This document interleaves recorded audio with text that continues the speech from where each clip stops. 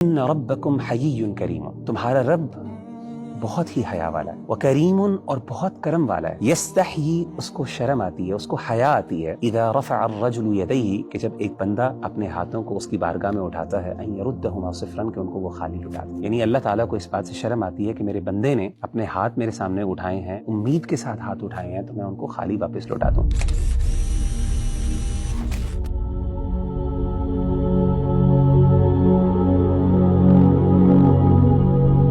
اگر اب انسان جب ایک خاص دعا کرتا ہے اپنے لیے، جس کی وہ کوشش بھی کر رہا ہوتا ہے، اللہ سبحانہ و تعالیٰ سے وہ ایک امید بھی کرتا ہے کہ میری یہ دعا بڑی جلدی قبول ہو جائے گی، لیکن کبھی کبھی ڈیلے ہو جاتا ہے اور دعا قبول نہیں ہوتی، تو انسان ایک ٹائم آتا ہے کہ مایوسی کی طرف جاتا ہے، اور ایسی مایوسی کی طرف جاتا ہے کہ اس کو ڈپریشن ہونے لگ جاتا ہے، اللہ سبحانہ و تعالیٰ سے مایوس ہونے لگ جاتا ہے۔ تو مغیرہ بھی اس مایوسی سے کیسے نکلا جائے؟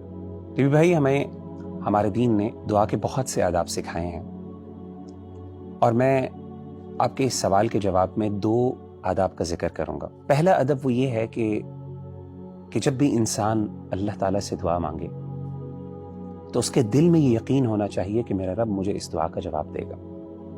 ادعوا اللہ وانتم موقنون بالاجابہ، کہ تم اللہ تعالیٰ سے اس طرح دعا مانگو کہ تمہارے دل میں یہ یقین ہو کہ میرا رب مجھے اس کا جواب دے گا۔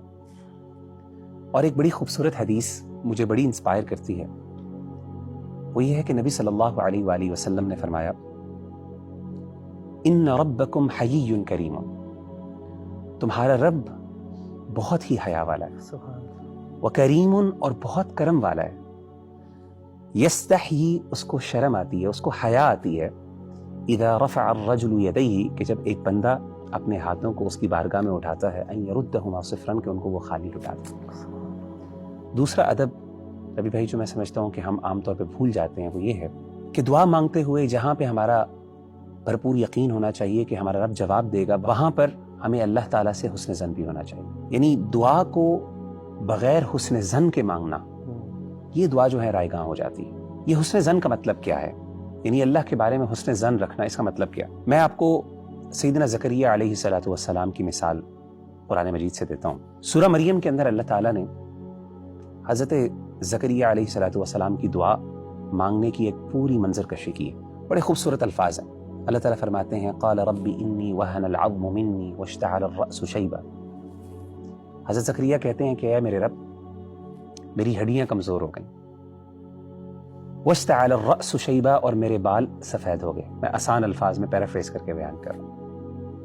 ولم اکن بدعائک رب شقیا، لیکن اس کے باوجود اے اللہ کبھی بھی جب بھی میں نے تم سے دعا مانگی، یعنی اے اللہ میں نے جب بھی تجھ سے دعا مانگی ہے، کبھی میں تیری دعا سے مایوس نہیں ہوا، نامراد نہیں ہوا۔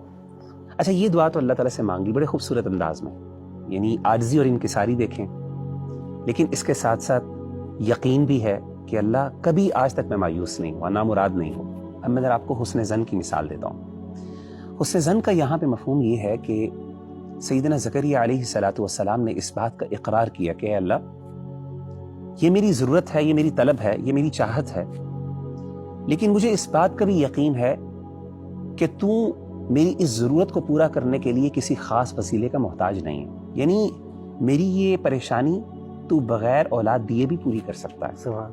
اب دیکھیں قرآن مجید میں دوسری جگہ پہ اللہ تعالیٰ نے ان کے حسن ظن کے بارے میں کس خوبصورت انداز سے ذکر کیا۔ قرآن مجید کی آیت ہے، وَزَكَرِيَّا إِذْ نَادَىٰ رَبَّهُ رَبِّ لَا تَذَرْنِي فَرْدًا وَأَنْتَ خَيْرُ الْوَارِثِينَ، کہ زکریا نے اپنے رب کو پکارا اور کہا کہ اے میرے رب، لا تذرنی فردن، مجھے اکیلا نہ چھوڑ، وانت خیر الوارثین، اور تو بہترین نگہبان ہے، وارث ہے۔ یعنی یہاں پہ اولاد نہیں مانگی، اپنی ضرورت کا، اپنی طلب کو پیش کیا کہ اللہ میرا اصل مسئلہ یہ ہے کہ مجھے اس بات کا ڈر ہے کہ میرے بعد کیا ہوگا۔ جو انسان کو سب سے زیادہ خوف ہوتا ہے کہ جب میں اس دنیا سے رخصت ہو جاؤں گا تو میرے گھر والوں کا کیا ہوگا، میری بیوی کا کیا ہوگا، میرے والدین کا کیا ہوگا، لیکن ساتھ اس بات کا اقرار کر دیا، اللہ تو بہترین وارث ہے۔ کیا مطلب ہے؟ سب سے بہترین نگہبان تو ہے، یعنی ضروری نہیں ہے کہ مجھے اولاد ملے، لیکن یہ پتہ ہے اس بات کا کہ تو میری ضرورت کو پورا کر سکتا ہے، کیونکہ تجھ سے بہتر نگہبان کوئی ہو نہیں سکتا۔ میری اولاد سے بھی بڑھ کر تو میرا نگہبان ہے، میرے گھر والوں کا نگہبان۔ تو ان آیات پر سبحان اللہ میں کبھی غور کرتا ہوں نا، تو مجھے اس بات کا احساس ہوتا ہے کہ آج کل ہمارے ہاں بہت بڑا مسئلہ یہ ہے، جب ہم اللہ سے دعا مانگتے ہیں تو بعض اوقات تو ہمیں یقین ہی نہیں ہوتا کہ ہمارا رب جواب دے گا، اور بالفرض اگر یقین ہو بھی جائے تو اس کے باوجود بعض اوقات ہم اللہ کے بارے میں حسن ظن نہیں رکھ پاتے. ہم سمجھتے ہیں کہ شاید میرا مسئلہ تبھی حل ہو سکتا ہے جب یہ خاص چیز مجھے مل جائے. ہمارے انبیاء نے اور ہمارے جو رسول تھے انہوں نے اپنی زندگی سے اس بات کو واضح کیا کہ اللہ ان چیزوں کا محتاج نہیں ہے.